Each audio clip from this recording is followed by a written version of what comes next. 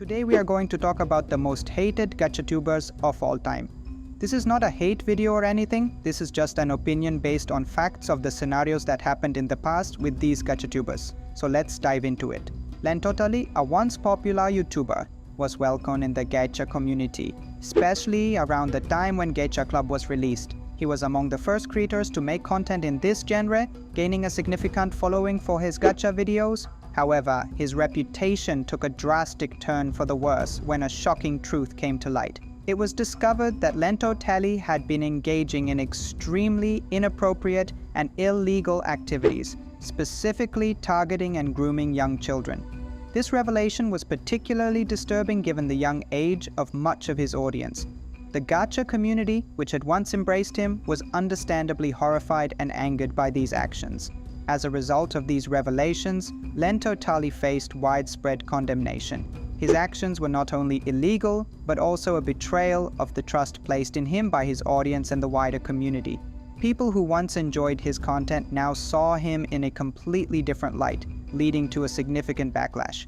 The backlash was intense and widespread. Many of his former fans and fellow content creators in the gacha community spoke out against him, expressing their disgust and disappointment.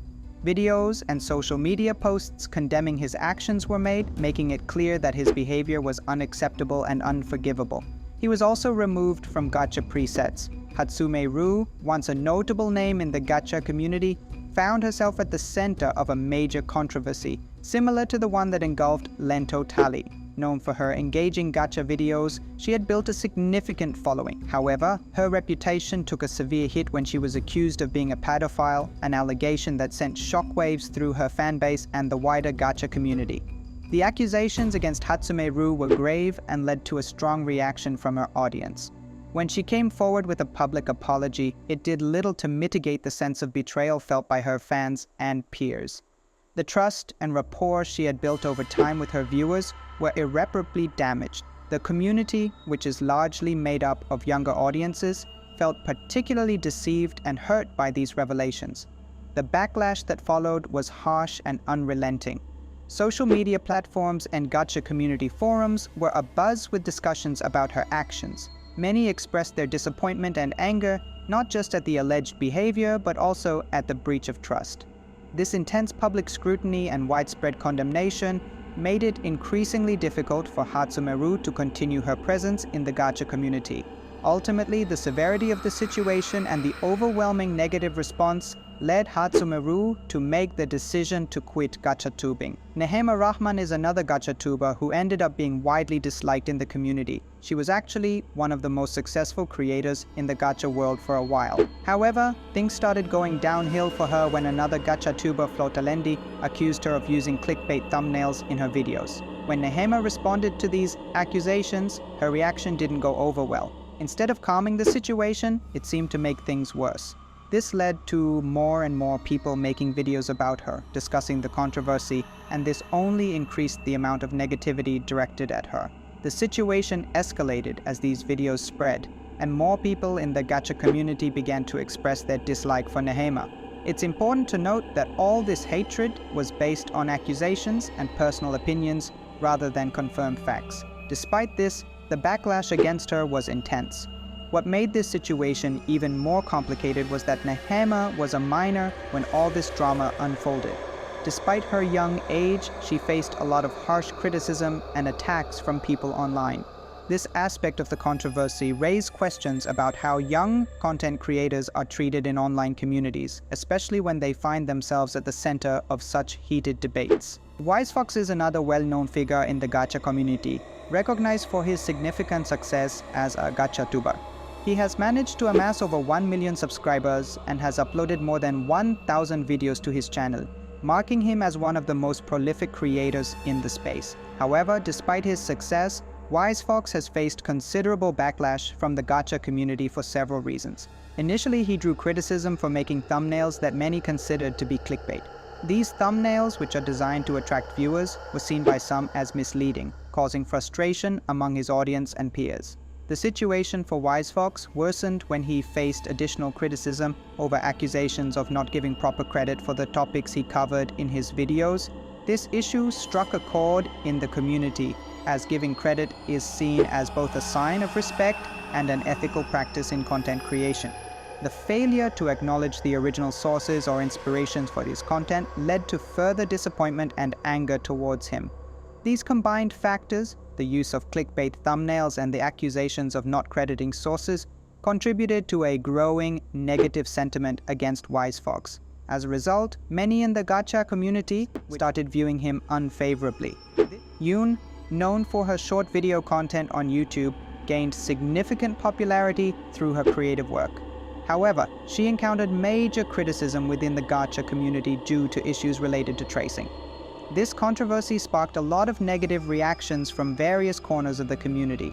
Tracing, or the act of copying another artist's work without permission or acknowledgement, is generally frowned upon in creative communities, including those centered around gacha. When Yoon was accused of this practice, it led to a considerable backlash. Members of the gacha community who highly value originality and artistic integrity were particularly vocal in their criticism. This situation highlights the importance of originality in content creation, especially in communities that are built around artistic expression. The strong reaction against Yoon's alleged tracing underscores how seriously such communities take the issue of artistic authenticity and the respect for other creators' work. Kiaro, another creator in the gacha community, also faced significant backlash due to tracing allegations. As a popular figure in the community, the impact of these accusations was particularly severe. When it was revealed that she had traced in one of her videos, the reaction from the community was swift and intense. Once the news of Kiaro's tracing spread, it sparked a wave of criticism. Her popularity meant that more people were aware of the situation, and as a result, the backlash was amplified. Many in the gacha community, including fellow content creators and viewers, began making their own videos and posts about the incident, expressing their disappointment and disapproval. Flotalendi, another creator in the gacha community, has faced her share of controversy and backlash, particularly due to her videos that expose other famous YouTubers. These expose videos have led to a lot of questions about her authority, especially from fans of the YouTubers she has targeted. Her role in these controversies often put her at the center of heated debates within the gacha community. When Flotalendi released videos calling out other creators, it inevitably divided opinions. On one hand, some viewers appreciated her efforts to bring certain issues to light, seeing it as a form of accountability.